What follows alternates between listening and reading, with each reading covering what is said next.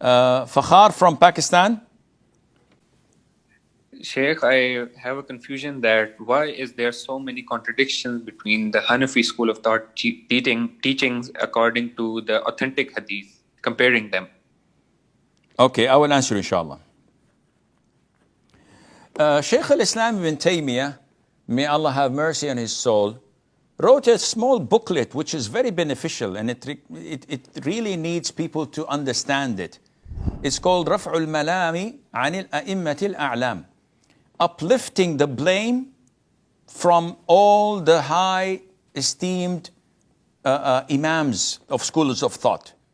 How do we uplift the blame? How can we not blame them for differing and causing this chaos that we see?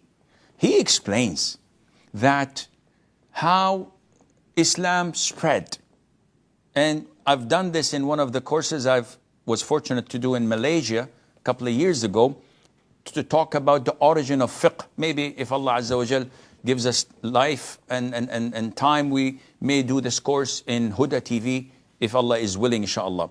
So all the companions referred to the Prophet ﷺ for fatwa. Nobody gave fatwa or a ruling except the Prophet ﷺ. After his death, the companions started to come up with opinions of their own according to the Quran and the Sunnah. And the prominent companions were Abdullah ibn Mas'ud in Iraq, Abdullah ibn Abbas in Mecca, Abdullah ibn Umar, and Zayd ibn Thabit in Medina. These are the four prominent companions. And from there came Tabi'een, Tabi'it Tabi'een, who became the imams and the scholars or the teachers of the four prominent imams. So the first imam of the four schools of thought was Abu Hanifa.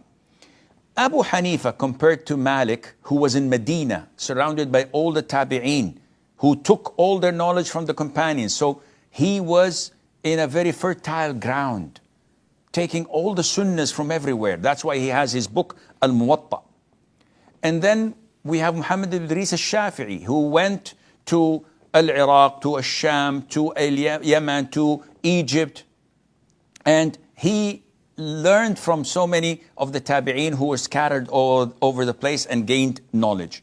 And then we have finally Imam Ahmad, who traveled a lot, almost everywhere, and collected his huge book called Al-Musnad, Musnad al-Imam Ahmad, with narrations of different types of companions because he traveled a lot. Abu Hanifa did not travel. He was a merchant and he was one of the brightest individuals ever, of humans with an intellectual powers, but he didn't travel. So whatever little knowledge he had from the hadith, due to the lack of the number of companions who collected a hadith and relayed them to their students, the tabi'een, and he collected those from, because of the little amount of tabi'een he heard and learned from, his school of thought is based on logic. So 1 + 1 = 2, logical.